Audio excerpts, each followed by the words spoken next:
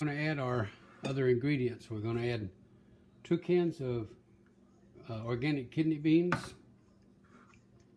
1 can of organic pinto beans, 3 jars of home canned tomato juice, and 2 jars of home canned, these are tomatoes, and we will add 2 half pints, in other words a pint, of tomato salts.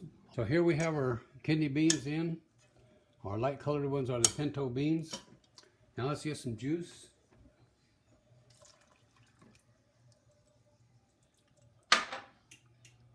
And now we'll add the tomatoes.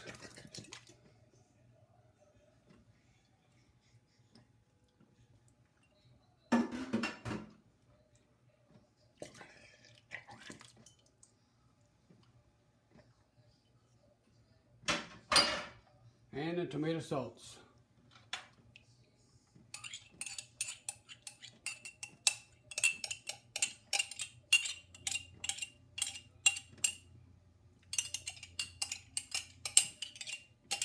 Alright, now it's time to add some seasonings. So we're going to add a tablespoon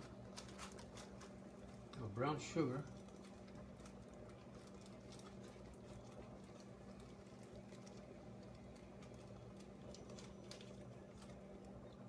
and I guess it don't matter whether it's light brown or dark brown. It's the sweetness that you're looking for. And then we're going to put a half a teaspoon of ground oregano, and then we're going to put chili powder. This is one of them that's up to your taste. So that's 1, 2. Let's get the pressure cooker ready. So first thing we're going to do is we're going to put in this divider right here. You can see that it's got about a ½ inch of a lip on it, so that's going to help hold my jars up out of the water. So we'll put that down. And then next we'll put a layer of rings. These are old rings, they're not good for canning anymore. So we'll put them down. Cut that in. And then next we'll put in another divider. So this is the one that my canning jars are going to set on top of. Now it's time to start getting things in the jar. So we'll get us our hot jar lifter. Our jars are over here. You can see this jar is full of hot water, so it goes over and into the pressure cooker. No need to heat more water for the pressure cooker. So now we're going to put our funnel on.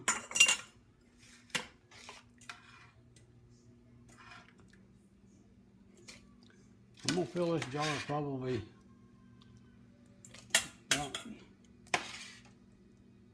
halfway.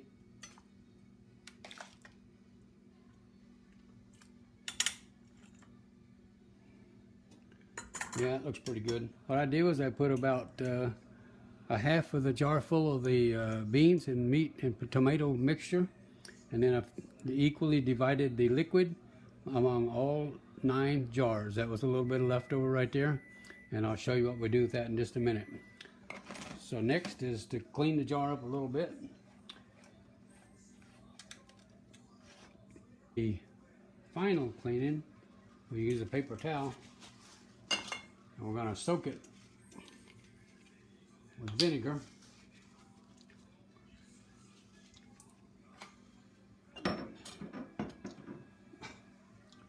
And this time we're going to do the final cleaning in preparation for the lid. Now some of these jars are probably not quite full as you might like them, but it's really better to be a little bit under full than just be over full. But if you want to top them off, you could either use chicken stock like I have, or you could use beef stock. Come over, just pour a little bit in there, get it up to where you want it. So now we're ready to get our lids and rings on.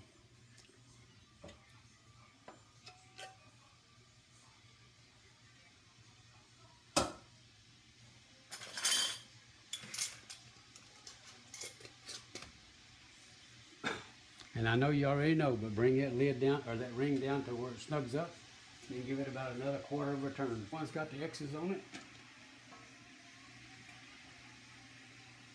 9 pint jars of chili. Yeah, we got this one in the middle. Now we're going to put another divider on. Okay, this one's going on. This one's going on right on top there. What are we going to do with that? We're going to set that little half pint jar up there. Right away you're saying, but wait a minute. That little half pint jar is not going to be in the water of the pressure cooker. And you're right.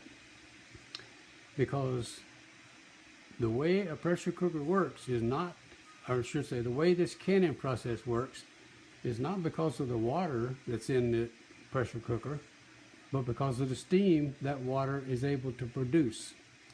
If you could have steam in this pressure cooker without any water at all, you could still can those jars and they would be perfectly safe. So this little half pint will seal just as good as those in the bottom. There's, well, let's look. I don't think there's hardly any water touching those in the bottom.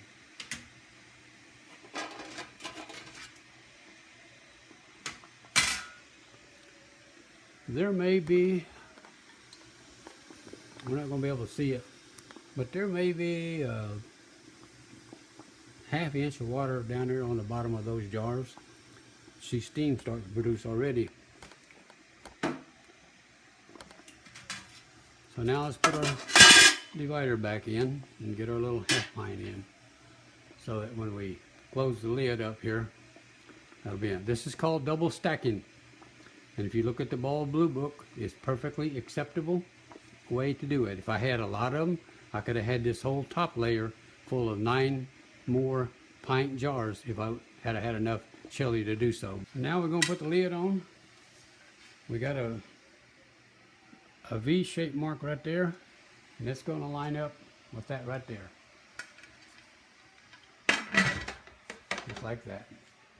Turn it this way, and you got the lid on properly. Do not have the weight on right here. We get the gauge. This is the safety pop-out valve. This will let me, this is a locking mechanism. When that builds steam inside, that will raise up like that right there.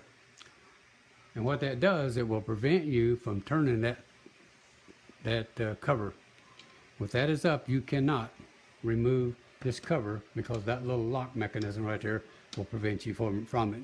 It's a safety device, so it's good.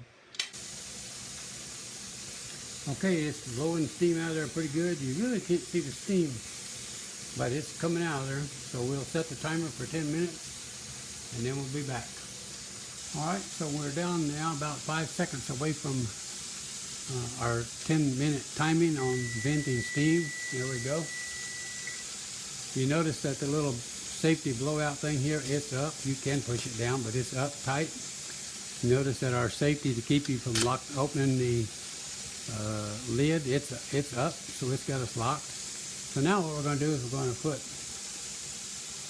this weight on the vent pipe over there. This is not a weight to regulate the amount of pressure. Now there are some pressure cookers that use a weight to do that, but this one is simply one to lock up the steam, to confine, to close that little hole off. It's actually got some places here where I'll turn it so it won't come off by itself. It won't come off anyhow, but if it got really, really hot and really over pressure, then this little rubber seal right here would blow out, and that would be your safety. So what we'll do is we'll just put this on. Now you can hear and see that steam coming out of there. Now I can lift it there, but when I turn it that much, I guess right there it don't come off. All right, so now what we got to do is we got to start watching this gauge right here. So we'll move the camera around this way a little bit so we can look at it. Before I move the camera around to watch the gauge, I want you to see that water dripping right there. Now that could cause you some alarm, but there's nothing to worry about. Once it comes up to pressure, probably when it gets up to about 5 pounds pressure here, that'll stop. All it is that it's the seal inside the lid that hasn't expanded yet. The steam pressure inside the cooker is going to make it expand, and it will stop that dripping right there. Matter of fact, it looked like it stopped already, and we're almost at about 5 pounds pressure here. So now we're really approaching 10 pounds pressure. I'm still at 5.5 on my stove over here, so I'm going to turn it down some more. This time I'm going to go all the way down to 3, and we'll see how it goes. I don't want it to coast over 11 pounds. All right, now we're up at 11 pounds pressure here. So we're going to start our timing now. We'll set our timer. We're going to time for a total of 75 minutes. I'm going to do it in a 15-minute increment and then in an hour increment. All right, you can see that our gauge is at 0. Our safety lock is down. Our little pop-out button back there is down. So it's now safe to remove this weight. It's hot, so get you something to do it with. No steam came out. No sound, no steam. So that's good. That's what you want. Now, we're going to open the top.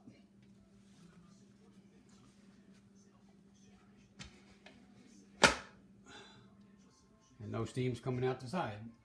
But there could still be a little bit of steam in there, so you want to open this away from you like this. And we'll set this over here.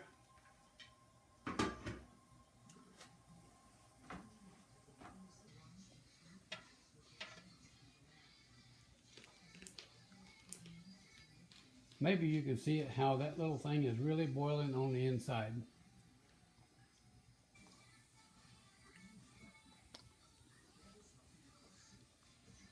And you can see it's boiling inside, which it should be.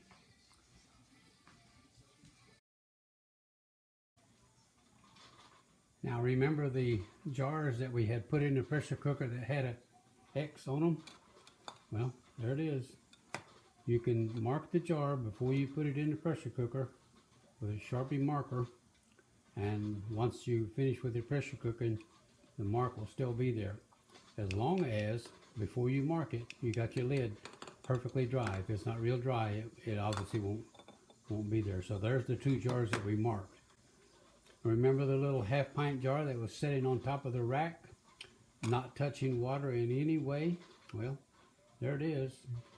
Perfectly sealed, just like the jars that were lower in the lower part of the pressure cooker and actually touching the water. So this one had no water anywhere near or on it, only steam.